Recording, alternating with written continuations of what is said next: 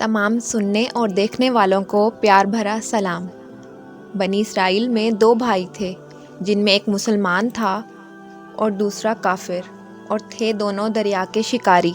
کافر بت کو سجدہ کرتا تھا، مگر جب مچھلیوں کے لیے جال دریا میں ڈالتا تو اس قدر مچھلیاں اس میں آ جاتی تھیں کہ اس کو کھینچنا مشکل ہو جاتا، مگر مسلمان کے جال میں صرف ایک ہی مچھلی آتی تھی اور اسی پر صبر کے ساتھ خدا کا شکر ادا کرتا تھا۔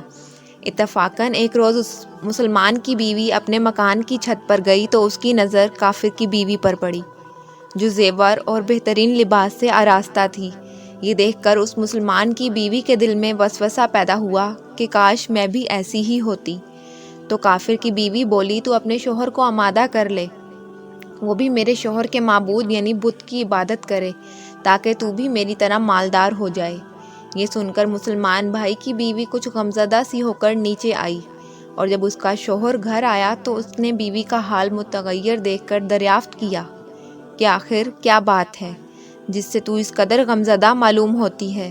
تو وہ کہنے لگی، بس میاں، یا تو مجھے طلاق دے دو یا اپنے بھائی کے معبود کی پرستش اختیار کرو۔ یہ سن کر اس کے شوہر نے کہا کہ خدا کی بندی، تو خدا سے نہیں ڈرتی؟ ایمان کی دولت کے بعد یہ کفر کی باتیں کرتی ہے؟ تو عورت بولی، بس مجھ سے اب زیادہ باتیں نہ کرو، میں بھوکی نہیں رہ سکتی، جبکہ دوسری عورتوں اور خصوصاً تیرے بھائی کی بیوی کو میں دیکھ رہی ہوں کہ وہ زیورات اور عمدہ لباس سے آراستہ رہتی ہے۔ جب اس مرد مومن نے دیکھا کہ عورت ضد پر اتر آئی ہے اور اس کا اصرار حد سے بڑھ چکا ہے، تو اس نے عورت کو تسلی دی کہ گھبرانے کی ضرورت نہیں ہے، میں کل سے مزدوروں میں جا کر محنت کر کے تجھے روز 2 درہم دیتا رہوں گا، تو اس سے اپنی حالت درست کر لینا۔ یہ سن کر عورت کو کچھ تسلی حاصل ہوئی، اور سویرے ہی وہ مرد مومن مزدوری کی تلاش میں نکلا، لیکن کہیں اسے مزدوری نہیں ملی۔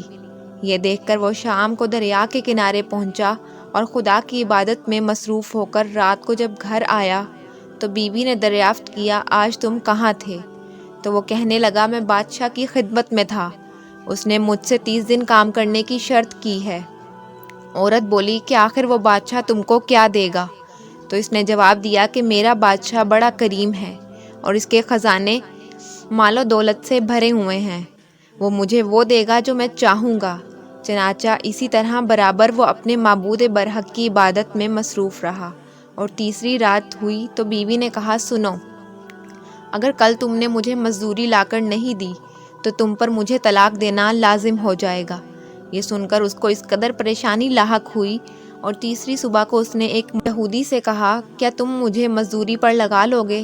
یہ سن کر یہودی کہنے لگا کہ ہاں، تم کو مزدوری تو مل جائے گی، لیکن میری ایک شرط ہے کہ میرے پاس تمہارے کھانے پینے کا کوئی انتظام نہ ہوگا۔ چنانچہ وہ مرد مومن روزے کی نیت کر کے یہودی کے ساتھ چلا گیا، اور حق تعالیٰ کے حکم سے حضرت جبرائیل 29 اشرفیاں ایک نورانی طباق میں لے کر اس کی بیوی کے پاس پہنچے اور کہنے لگے، میں بادشاہ کا قاصد ہوں، اس نے یہ اشرفیاں لے کر مجھ کو تیرے پاس بھیجا ہے اور فرمایا ہے کہ تیرا شوہر ہمارے کام میں تھا، ہم نے اس کو نہ چھوڑا، یہاں تک کہ اسی نے ہم کو چھوڑ دیا اور یہودی کے پاس چلا گیا۔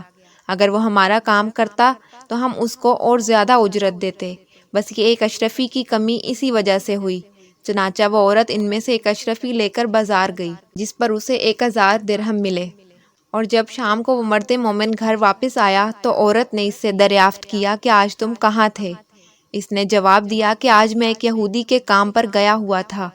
تو بیوی نے کہا کہ آخر بادشاہ کی خدمت ترک کر کے تم دوسرے کی خدمت کیوں کرتے ہو؟ پھر اس کو اشرفیوں کا واقعہ سنایا، جس کو سن کر وہ مرد مومن روتے روتے بے ہوش ہو گیا، اور جب اس کو ہوش ہوا تو بیوی سے کہنے لگا، افسوس کہ میں نے بادشاہ دو جہاں کی خدمت کا حق اپنے اوپر لازم نہ کیا۔ اس کے بعد اس شخص نے عورت کو چھوڑ دیا اور پہاڑوں پر چلا گیا، جہاں خدا کی عبادت میں مصروف رہ کر اس کا وہاں ہی انتقال ہو گیا۔ اللہ تعالیٰ اس پر اپنا رحم فرمائے، آمین۔ سچ ہے، خدا کے خزانوں میں کوئی کمی نہیں ہے، وہ بندے کو اس کی عبادت کا صلہ ضرور دیتا ہے، اگرچہ بعض اوقات دیر ہو جاتی ہے، وہ بھی کسی حکمت کی بنا پر، لیکن بہرحال اندھیرا پھر بھی نہیں ہوتا، وہ اپنے بندوں کو دیتا ضرور ہے۔